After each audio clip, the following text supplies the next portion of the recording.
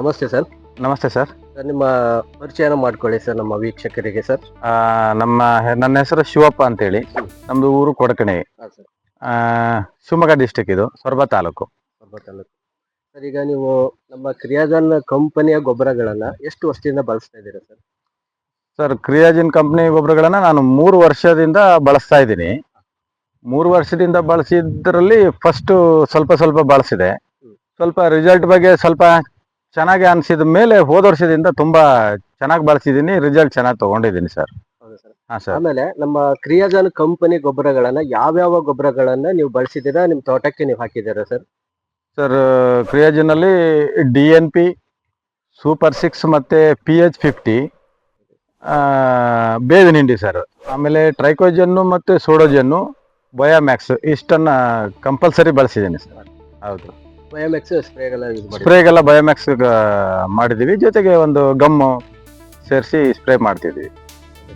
ಈಗ ನೀವು ನಿಮ್ಮ ತೋಟಕ್ಕೆ ನಮ್ಮ ಕ್ರಿಯಾಜನ್ ಗೊಬ್ಬರಗಳನ್ನ ಬಳಸೋಕ್ಕಿಂತ ಮುಂಚೆ ಹೇಗಿತ್ತು, ಆ ಗೊಬ್ಬರಗಳನ್ನ ಬಳಸಿದ ನಂತರ ನಿಮ್ಮ ತೋಟದಲ್ಲಿ ಯಾವ ತರ ಇಂಪ್ರೂವ್ಮೆಂಟ್ ಕಂಡಿದೆ, ಯಾವ ತರ ರಿಸಲ್ಟ್ ಅನ್ನ ನೀವು ನೋಡಿದ್ದೀರಾ ಸರ್? ಕೆಲವು ಹೇಳ್ಬೇಕಂದ್ರೆ ಇಂಪ್ರೂವ್ಮೆಂಟ್ಸ್ಗಳು ಸ್ಟಾರ್ಟಿಂಗ್ ಅಲ್ಲಿ ಅದು ಅರ್ಥ ಆಗೋದಿಲ್ಲ, ಬಳಸಿದ ಮೇಲೆ ಗೊತ್ತಾಗೋದು. ಈಗ ನಾವು 2 ವರ್ಷದಿಂದ ಬಳಸಿದ ಮೇಲೆ ಇವಾಗಿನ ಬದಲಾವಣೆ ತುಂಬಾನೇ ಇದೆ ಸರ್. ಮೊದಲಿಗೆ ರೋಗಗಳು ತುಂಬಾ ಜಾಸ್ತಿನೇ ಇತ್ತು.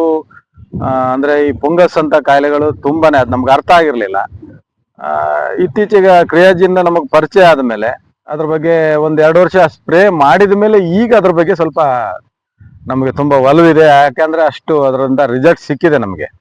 ಈ ವರ್ಷ ಕೂಡ ಚೆನ್ನಾಗಿ ಅದ್ರ ಬಗ್ಗೆ ಅದರಿಂದ ನಮಗೆ ಬೆನಿಫಿಟ್ ಆಗಿದೆ ಅಂತ ಹೇಳ್ಕೋಬಹುದು ಸರ್.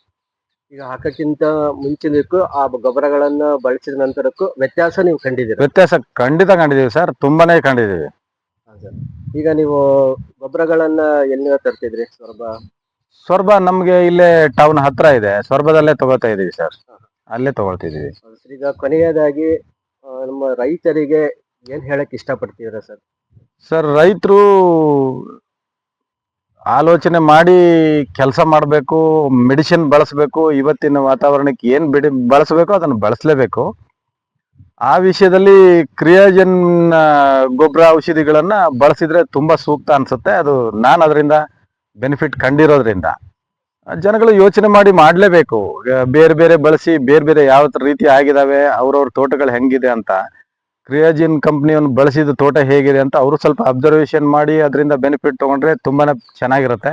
ಬಟ್ ನನಗಂತೂ ತುಂಬಾ ಹೆಮ್ಮೆ ಇದೆ, ಅದು ಬಹಳ ಚೆನ್ನಾಗಿ ರಿಸಲ್ಟ್ ಕೊಟ್ಟಿರೋದ್ರಿಂದ ಈ ವರ್ಷ ತುಂಬಾನೇ ಅದರಿಂದ ಪ್ರಾಫಿಟ್ ಕೂಡ ನಾವು ತಗೊಂಡಿದ್ದೀವಿ. ಈಗ ಇವರು ಶಿವಪ್ಪ ರಾಯನ್ ಅಂತ ಹೇಳಿ ಈ ಸದ್ಯದಿಂದ ನಮಗೆ ತುಂಬಾ ಜನ ಫಾರ್ಮರ್ಗಳನ್ನ ನೀವು ಕಾಂಟ್ಯಾಕ್ಟ್ ಮಾಡಿ ಕೊಟ್ಟಿದ್ದೀರಾ. ನನ್ನ ನಂಬರ್ಗಳನ್ನ ತುಂಬಾ ಜನರಿಗೆ ಕೊಟ್ಟಿದ್ದಾರೆ. ಹೌದು ಸರ್, ಹೌದು ಮಾಡಿದ್ದಾರೆ. ಸರ್. ಈಗ ನಾವು ನಮ್ಮ ತೋಟ ಚೆನ್ನಾಗಿರೋದ್ರಿಂದ ಅಕ್ಕಪಕ್ಕ ತೋಟದವ್ರು ಬಂದು ನಮ್ಮನ್ನ ಯಾವ ರೀತಿ ಈ ತರ ನಿಮ್ಗೆ ಅಡಿಕೆ ಫಸಲು ಈ ತರ ಚೆನ್ನಾಗಿ ಬಂದಿದೆ ಅಂತ ಕೇಳಿದಾಗ ಅನಿವಾರ್ಯವಾಗಿ ನಾವು ಈ ತರ ಒಬ್ರು ನಮ್ಗೆ ಸಿಕ್ಕರು. ಅವ್ರ ಬಗ್ಗೆ ಅವರು ನಮಗೆ ಈ ತರ ಒಂದು ಸಲಹೆ ಕೊಟ್ಟರು. ಅದನ್ನ ಉಪಯೋಗ ಪಡಿಸಿದ್ವಿ. ಸ್ಟಾರ್ಟಿಂಗ್ ಅಲ್ಲಿ ಏನೋ ಒಂದು ಕನ್ಫ್ಯೂಷನ್ ಇತ್ತು, ಬಟ್ ಈ ವರ್ಷ ಅದರಿಂದ ನಮಗೆ ತುಂಬಾನೇ ಅನುಕೂಲ ಆಯ್ತು. ಹಾಗಾಗಿ ತುಂಬಾ ಜನ ರೈತರುಗಳಿಗೆ ಈ ತರ ಹೋಗಿ ಈ ತರ ಮೆಡಿಸಿನ್ ಮಾಡಿ ಈ ತರ ಮಾಡಿದ್ರೆ ನಿಮ್ದು ಚೆನ್ನಾಗತ್ತೆ ಅಂತ ಈ ತರ ತಗೊಂಡಿದೀವಿ. ಬಟ್ ಕ್ರಿಯಾಜಿನ್ ಹಾಗೆ ನಮ್ಗೆ ಕೆಲಸ ಕೊಟ್ಟಿದೆ ಅಂತ.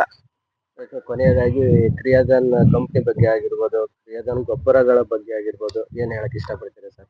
ಕ್ರಿಯಾಜನ್ ಅವ್ರಿಗೆ ಏನ್ ಹೇಳೋದು ಅಂತಂದ್ರೆ, ಈ ತರ ಗೊಬ್ಬರಗಳನ್ನ ಕ್ವಾಲಿಟಿ ಯಾವತ್ತೂ ಡೌನ್ ಮಾಡಬೇಡಿ, ಹೀಗೆ ಇರ್ಲಿ. ತುಂಬಾ ಚೆನ್ನಾಗಿದೆ. ಮಾರ್ಕೆಟ್ ಜಾಸ್ತಿ ಆಯ್ತು ಅಂದಾಗ ಅದ್ರ ವ್ಯತ್ಯಾಸ ಆಗ್ಬಾರ್ದು. ಬೇರೆ ಕಂಪ್ನಿಯವರು ಅದನ್ನ ಮಿಸ್ಯೂಸ್ ಮಾಡ್ಕೋಬಾರ್ದು. ಅದನ್ನ ಫಾಲೋ ಮಾಡಿದ್ರೆ ಅದನ್ನ ನೀವು ಫಾಲೋ ಮಾಡಿ, ನಿಮ್ಮನ್ನ ನಾವು ಫಾಲೋ ಮಾಡ್ತೀವಿ ಅಂತ ಹೇಳ್ತೀವಿ ಸರ್. ಸರಿ, okay. Thank you. Okay sir, thank you very much.